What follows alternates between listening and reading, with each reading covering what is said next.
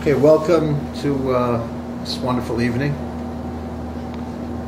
I wanted to introduce Rabbi Michael Zelickson, who is a noted scholar of Hasidus, of Chabad Hasidus in particular, and somebody who I've looked up to for many years. Since when? How many years ago did you publish this? This 1991. 1991, when I was learning in Crown Heights, I came across this book as soon as it was published, and I think I read through the whole thing practically without stopping. Maybe I stopped for a meal or something, and it was what I was looking for because I had been learning Hasidus for many years. I was young, so many years meaning many years for when you're young. Even 7-8 years is a long time, and I had never seen everything kind of laid out in this framework that talked about the spiritual worlds, that talked about what we call the Seder Hishtalshlus, which means the order of causality, cause and effect, from the beginning, or that which had no beginning actually, to the present. And I'm really excited to actually be here with one of my heroes, Rabbi Zelickson, who, in addition to other writings, has now put out a huge volume of the all the writings, a mafteach, how do you translate mafteach? An index to all the talks and teachings and even stories of the Lubavitcher Rebbe, which is just an amazing work. So what I wanted to do is I wanted to discuss and talk with Rabbi Zelickson about a number of things from this Sefer, from this book, Seder Hishtalshlus Alamos, about the spiritual worlds. And I'm going to start by talking with Rabbi Zelickson about the Or Ein Sof, about the infinite light. And I know, for example, there's a whole discussion in amongst the Kabbalists in understanding, is Or Ein Sof, is that God's essence, or is Or Ein Sof God's emanation and not his essence? There's a debate, there's a discussion. What does what's your sense of that? Okay, Hasidus explains that Or means revelation. So it would be not so much the essence, but actually the infinite revelation that is expressed and described as a name of a person. In the same sense that a name is something that it's not for the person himself. A person does not need a name for oneself. It is just that someone else should be able to relate to them. So the name is basically a relationship. It's interesting. There's in a certain discourse. The expression is a handle to connect to another person. In the same sense, the Talmud tells us that in order to begin a conversation with someone, you need to refer to the person's name. It is basically in Leviticus, when we begin the Chumash, it says, Vayikra Elokim al Moshe, that the Almighty called Moshe, and then he started to speak. Which means that first we relate to the name of the person, then we can establish a conversation, a relationship, communication. The same thing is also when Hasidus explains the light, the infinite light. It is explained as a name, which means as he relates to world, as he generates life and energy in world. So the light is basically an infinite light because it's connected with him, but it's a revelation. It has a beginning. On the other hand, the Almighty is higher than beginning and end.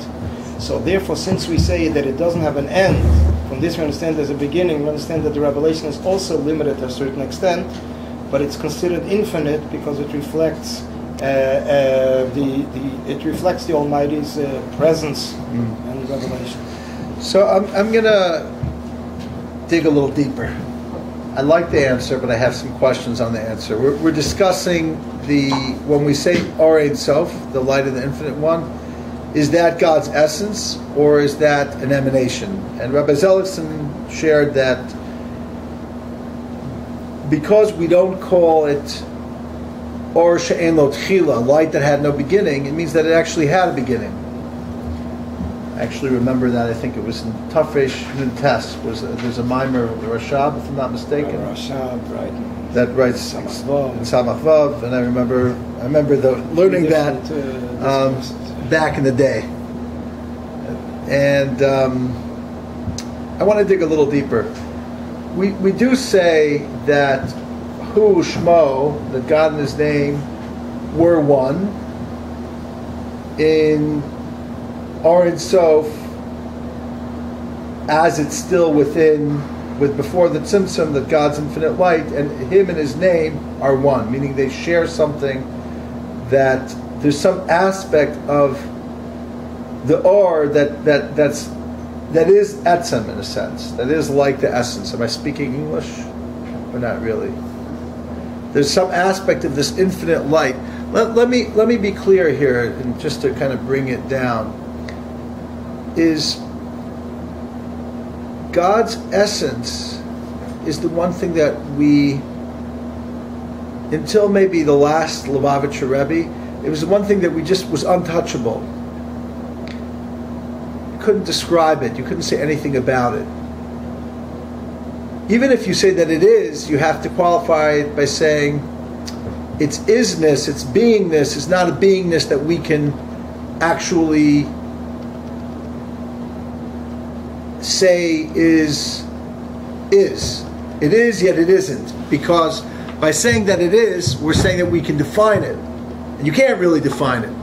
Yet on the other hand, it's the most real thing that there is, but not in what we understand. So this idea of Atzmos, I believe in Kabbalah, they limit a conversation to it because it's not what we relate to. So that's kind of when you were talking about the name. Rabbi Zelitzin was talking about the name of God.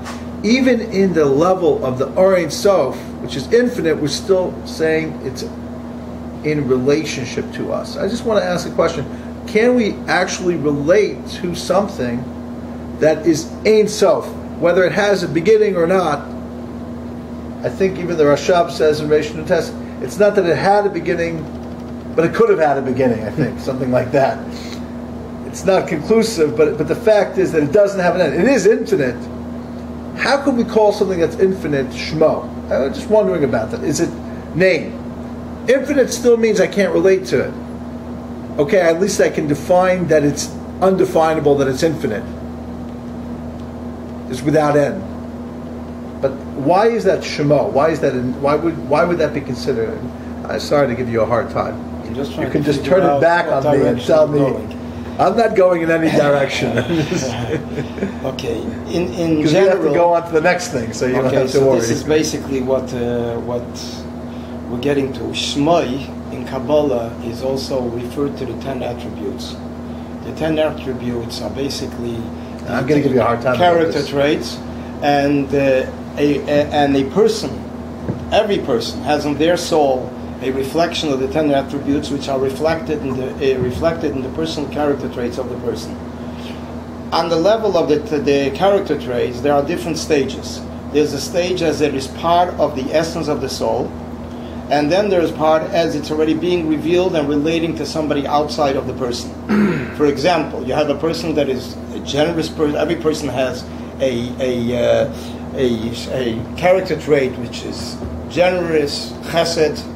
There is also strictness removed, and when we say generous, there is this character trait which is in the soul of the person, but it's not being expressed yet. It's part of the soul of the person, and it's not really, there's nothing practical yet happening. And when a person is actually ready to bring it down a practical sense, this is when it stands out as an entity for itself.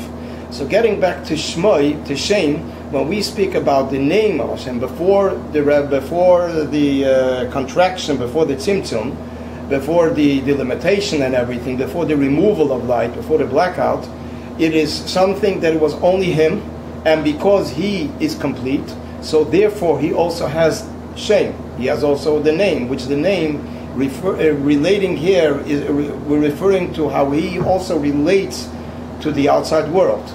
But because there was no outside world yet, so therefore it was all part of him. There was no space for a dimension for world yet, because it was before anything happened yet. So therefore Shem, it is Hayahu Shmei Belvad, it is name and him became one. It was all as part of him, it wasn't yet unfolded how he has a relationship and how he relates to the world and the chain of creation that was created later. There's just one more question, because I think our time for this particular subject, we want to move on to, these are big stuff, we want to move on to the first Tzimtzum, but just one last question. Does Chabad Hasidus say that there are olamos in the Ein Sof Lifnei Tzimtzum? What's olamos? Olamos means there are worlds, spiritual worlds, not physical. It says there are spheros. Right. Spheres, we know within the Ein Sof Lifnei Tzimtzum. Right. The 10 attributes. There's Chassidus generally concentrates on the 10 attributes that are as part of the Almighty, and this is because he is Shleimus, he is a complete and ultimate. So therefore he has this potential. But Elamus generally is not taken consideration till after they came into being. Is there any controversial aspect to Chabad's understanding of the 10 Sfirot existing in the Ein Sof Lifnei Tzimtzum that's not accepted by other schools of Kabbalah? Or not? I'll tell you, I didn't study too much in other circles, but basically when the Rebbe Rashab, when the fifth Rebbe of Chabad, is explaining how could we say 10 attributes in such a delicate level, he's trying to find different examples, one after the other, very delicate examples. And in a nutshell, one of the examples that he uses, and is used quite often in Hasidus, Chabad, is a flint stone that you strike against it and a spark comes out. So on one hand, there's a spark that comes out. On the other hand, there's no physical fire in that stone. So this is like, it's there but it's not there. So this is how the Rebbe Rashab explains what it means, the 10 attributes. It's interesting. The Tzimtzum, people don't know that. The Tzimtzum is the contraction, because I just from learning Eitz Chaim and Ochos Chaim, the Ari, it's not so clear. It's actually there's some areas where indicate that there are spheros within the Ein Sof, the Helam.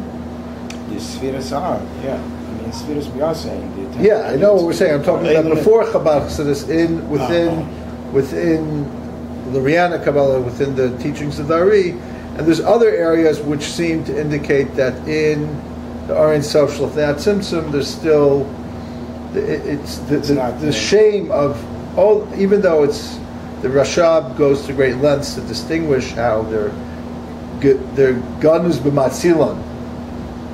What about in Atmos? Is there any teaching about whether the 10 spheres in God's essence can be there in any capacity? In general, we speak about Atzmut. It's a yochid u'meyuchad. He's not composed of any details, so that's why Chassidus generally always speaks about Ein Sof. Okay, so thank you, Rabbi Zelickson. We're going to now talk about this